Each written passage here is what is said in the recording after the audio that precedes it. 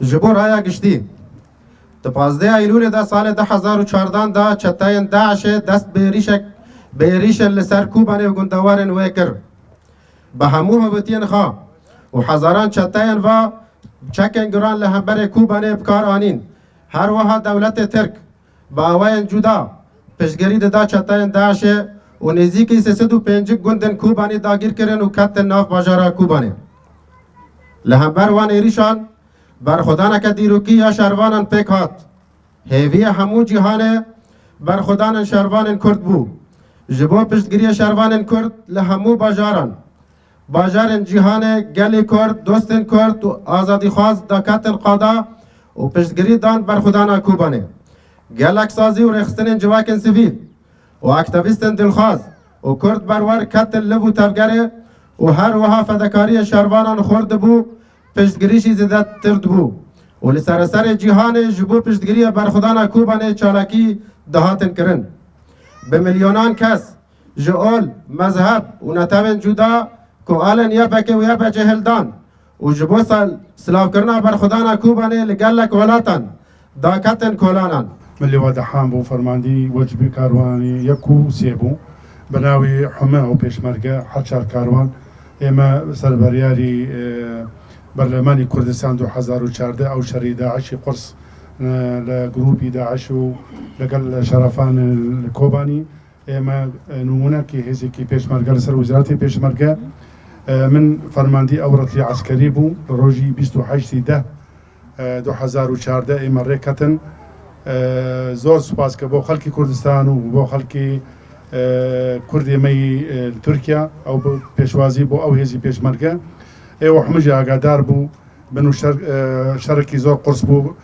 لە ناو کۆبانی لە کۆبانی 1985 بەدەستی ئەو داعش بوو بەڵام قارەمان بوون هەواڵانی شەرەفان لەوەی یەپەژە و یابەکە ئێمە ژینێ گەیشتن وێ درێ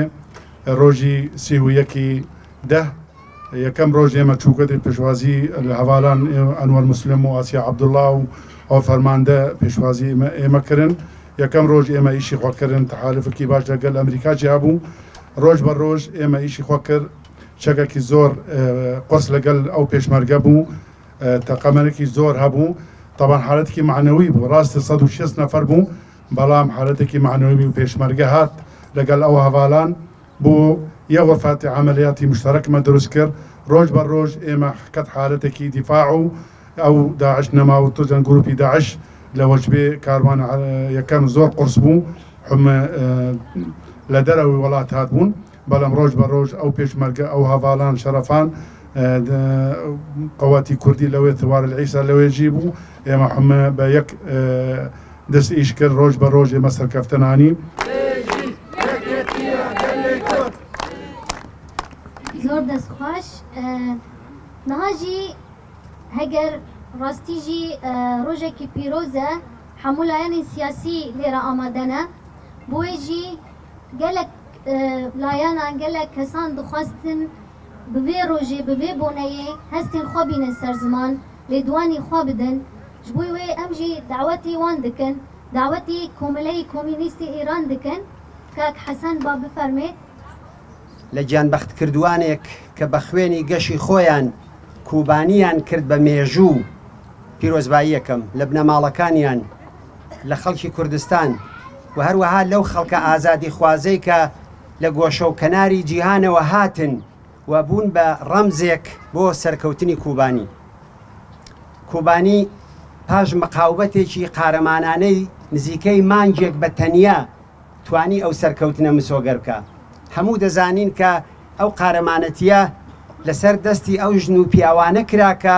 بڕیاریاندا بوو دیفاع لە ئازادی بکەن، دیفاع لە مافی ژن و پیاو بکەن، دیفاع لە بەرابەری ئینسانەکان بکەن، ئەوان توانیان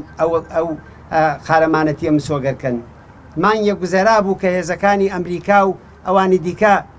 پشتیوانیان لە کۆبانی کرد. کۆبانی ڕەمزی مەقاومەتێک بوو. کۆبانی تەنیا ئەوە نەبوو کە مەقاومەت کرا بەڵکو ئەو بیری ئازادی خوازی بەرابەری خوازی بینی ژن و پیا و ئازادیە دموکراتیکەکان زۆر مافی دیکە بوو کە لە ئاستی جیهانیدا کۆبانی کرد بە و سەنگەرە کە هەموو کەسێک بە ئەرکی خۆی دەزانی پشتیوانی لێ بکات. من وەکو ڕۆژنامەنووسێک وەکو پارێزەرێک وەکو ژنێکی ئازادی خوازیش با زیاتر ئەوە بڵێم شۆڕشی کۆبانی چەند پەیامێکی هەبوو پەیامی ئەوەی زیندووکردنەوەی فکری ڕەسەنی کوردی کە شۆڕشێک لە دەستی ژنایە کە ژن پێشەنگی ئەو شۆڕشەی کرد کە خاتونێکی وەکو نەسرین عەبدوڵڵا لە ئیتاڵیا 800,000 کەس بە خێراتنی ئەکرد کە بەداخەوە ئەبوایە ئێستا 800,000 کەس بەلایانی کەمۆ لێرە بوایە من کاتێک ڕۆشتمە کۆبانی 3 جار بە ڕێگەی قاچاق چوومەتە کۆبانی بە فەخر و شانازیەوە بەرەی فوراد هێشتا ئازاد نەبوو و لە کۆبانی لە یادی هەر 3 ساڵەکە لە یادەکە ئامادە بووم بەس ئەم ساڵ نەمتوانی و من توانیومە کەوا مەدالیای شەروان وەرگرم بەهۆی ئەوەی کە 3 جار کەوتومەتە ناو بۆسەی داعش و ئەوەی لەوێ بینیمان بە تایبەتی لە گۆڕستانی کۆبانی کە گۆڕستانێکی بچووکی تایە لە ناو گۆڕستانە گەورەکەی کە 11,000 شەهیدی داوە پێی وترێت گۆڕستانی وڵات